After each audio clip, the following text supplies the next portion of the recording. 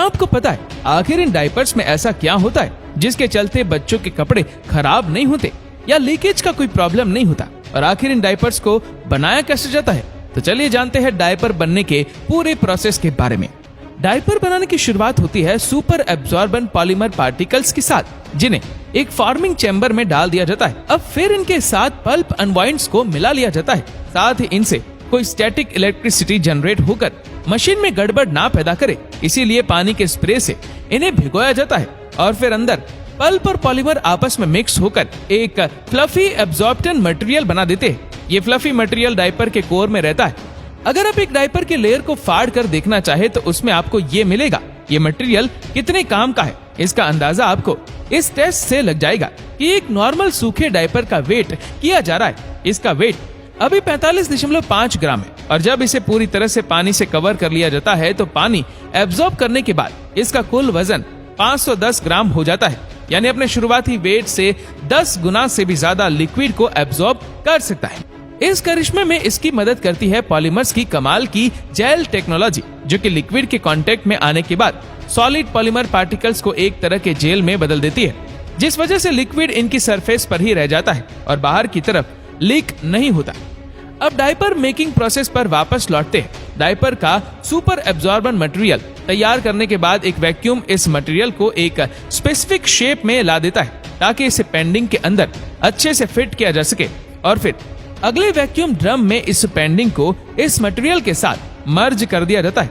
अब ये pending fabric के एक मूविंग वेब तक पहुंचती है और मशीन में मौजूद गाइड्स इस फैब्रिक को पेंडिंग के आसपास फोल्ड कर देते हैं। अब एक हॉट एडहेसिव से इसे सील कर दिया जाता है।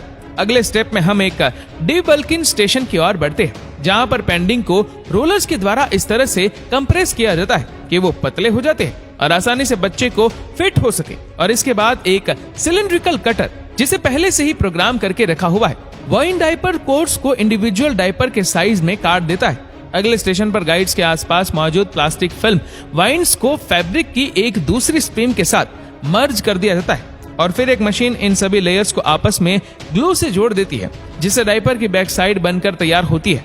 अभी इसे यहीं छोड़ देते।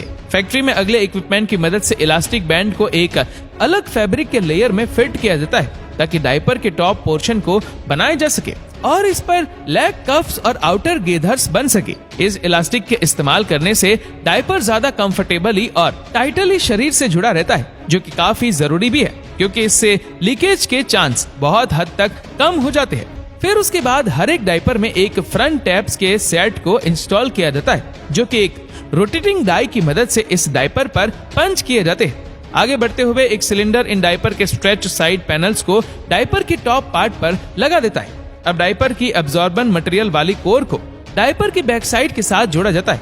एक कंप्यूटराइज्ड सिस्टम इस असेंबली लाइन को मॉनिटर करता रहता है और हर सेकंड में लगभग 4 से 5 डायपर को पूरी तरह से तैयार करते हुए ये मशीन आगे भेजती है। अब इन डायपर को फिर से इंडिविजुअल यूनिट्स में काटा जाता है। अब पैकेजिंग सेंसर्स इन डायपर को काउंट करते हैं और ये आगे कंप्रेशन आर्म्स की तरफ पहुंचते हैं, जो सही अमाउंट में डायपर को अलग करके स्क्वीज कर लेती है और फिर एक पुशर मशीन इन्हें स्लाइड करते हुए एक बैग में डाल देती है, जहां पे ये बॉक्स में पैक कर दिए जाते हैं।